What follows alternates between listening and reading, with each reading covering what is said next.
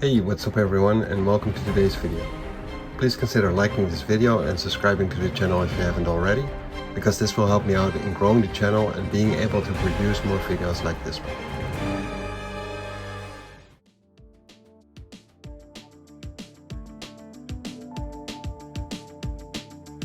This episode will guide you through the issues of Uncanny X-Men published in 1982.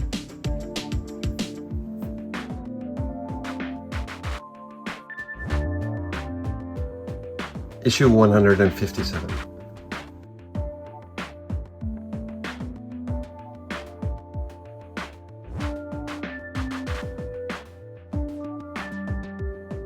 We follow the X-Men and Starjammers doing repair work in mid-space on the spacecraft when this issue starts. Each member of each team uses their ability or skill to lend a hand in the necessary work, while some of them have a conversation regarding the current status of the threat the Shi'ar pose to life on Earth and their previous adventures, specifically Colossus's recent near-death. At a certain moment there's a small explosion and Wolverine gets blown away from the Starjammer, with his spacesuit's backpack thrusters being damaged. Mamselle Hepzibah immediately jumps to the rescue, mentioning how it would be near impossible to use the onboard scanners to find Wolverine amidst the flying debris. Would he drift away out of visual range? Cyclops then, in turn, uses his near-perfect aim and concussive I-beam to bounce Mamselle Hepzibah back towards the Starjammer. While this is happening, Colossus has a setback in his recovery and lost consciousness. Apparently his chest wound opened up again due to not taking the rest he was advised to take. Now he needs surgery all over again, which will be performed by Sikorsky, being held by Storm. All the X-Men are asked to leave and Wolverine makes an issue out of this, but is still being picked up and dropped outside of the infirmary by Sikorsky himself. Being tired of having to wait and not being able to help Piotr or Earth itself frustrates Wolverine. Charles and Scott try to calm Wolverine down, while they are surprised by a hologram popping up, telling them to come to the bridge. Once at the bridge, they meet up with Lilandra, who informs them of her trying to establish communications with Chancellor Araki, who is orbiting Earth at the moment and acknowledged contact at first, but has thus far not responded any further. When we switch over to Araki's cabin, we see the reason why, namely that he's been shot by the traitor Admiral Samadar. Worried by what could have happened to Araki and with the Starjammer not being fully repaired, Cyclops and Xavier decide to telepathically contact Kurt and Kitty, who are still hostages aboard the Shi'ar vessel. Normally this would have been quite the effort, over such a distance, but in this case, Xavier is confronted with the disturbance within himself. He senses something alien and tries to contact it, instead of continuing the mind link with Kurt and Kitty. This turns out to be a wrong choice, since it renders him almost comatose. We then leave the X-Men and Starjammers and switch over to the Brood's living spaceship, which is wounded by the Starjammer's escape through its body. There's a tussle between the Brood and their ally Deathbird, seeing as they both blame the other for the recent setback in their mutual plans. Both parties come to the realization that a battle between them would serve neither well.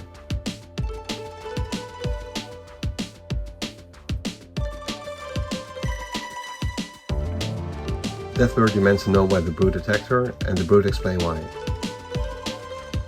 Deathbird then reveals how she scanned their mutual enemy and found that they are mutants with extraordinary capabilities when compared to baseline humans. This immediately triggers the Brood's interest, as they would make exceptional hosts. A new alliance is forged between the two parties. We then switch over to the Shi'ar's fleet orbiting Earth, and more specifically to Nightcrawler and Kitty. Kitty, donning yet again another newly created costume, explains to Kurt how she's been using the costume-creating device to tap into the Shi'ar mainframe and prime computer. She asks Kurt how he can be so calmly after everything that's happened. Colossus apparently being killed, the mind link with Professor X cut off, and them being unable to establish contact with Chancellor Araki to tell him Lilandra is alright. She says that they have to do something. Kurt then responds that he is doing something, namely rigging a portable computer with the data that Kitty has been able to swipe from the Shi'ar computer systems. They then notice that the ship they're in is being called to battle stations, and they figure the deadline is up and the Shi'ar are about to launch an attack on planet Earth.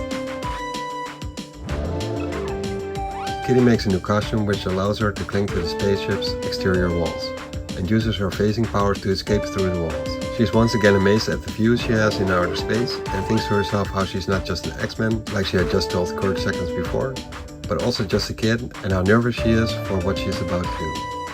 Her lungs are starting to ache, since she's been holding her breath to be able to make the spacewalk. looking for an emergency lock which will grant her access to the rest of the ship beyond her holding cell. She gains entry back in the ship as planned, and thanks to Professor X's info dump knows exactly where she is in the ship and where she needs to go. She makes her way to the holding cell in which Kurt and her were being held captive, and eavesdrops on 3 Shi'ar guards planning to open the door and spraying the insides with blasts of fire, because Admiral Samadar wants both of them dead.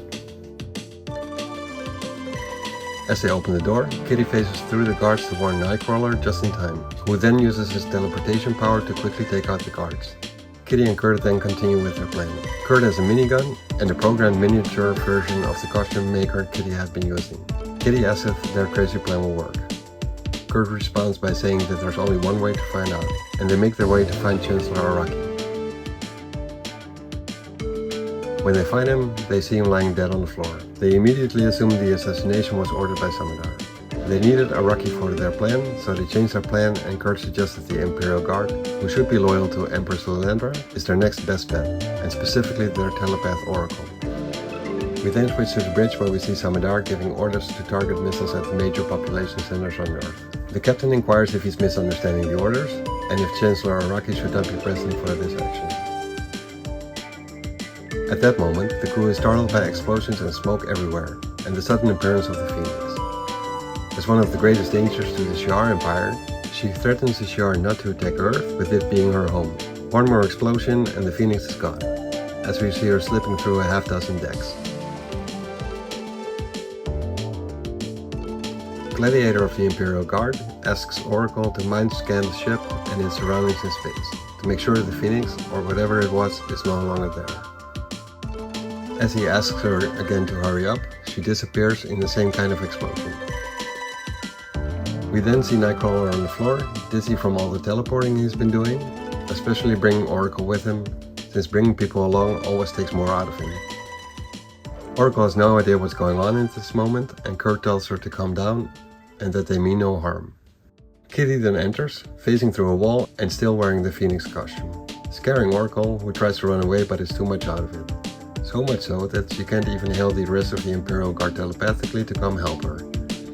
Kitty snatches her immediately.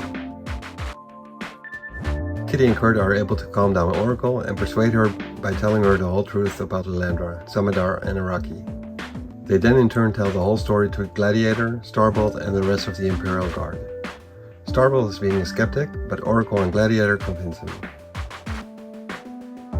They then get interrupted by Samadar, who was onto their conspiring against him. He sends his own followers of the Imperial Guard to find and attack Gladiator's team. A chaotic battle ensues, and Nightcrawler asks Kitty what she thinks she's doing. She says she wants to help, because she can fight as well, but Kurt tells her to find a way to the central core and disable the ship by rigging the computers and put a stop to Samadar's plan to launch an attack on Earth. Kitty's almost being captured by Webwing, but manages to escape by phasing through the floor. As Nightcrawler and Gladiator's team start to win the battle, Samadar detonates a BROOD weapon which he had attached to Warstar. The weapon disables everyone close to Warstar. In the meantime, Kitty is disrupting the computers aboard the Shi'ar spaceship by phasing through them, which has a disabling effect on electronic devices. Lost in thought about how she would love to wring Deathbird's neck for what she did to Colossus, she gets shot.